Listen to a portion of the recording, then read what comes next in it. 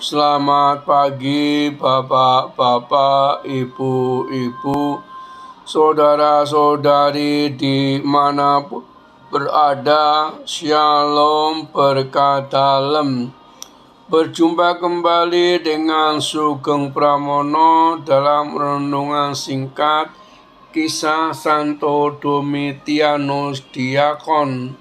Domitian the Diakon.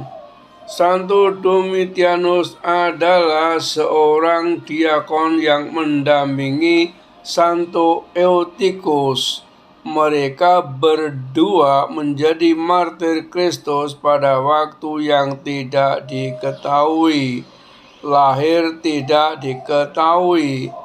Kota asal Ankara, Galatia, sekarang Turki. Bapak sebagai martir pada waktu kemarin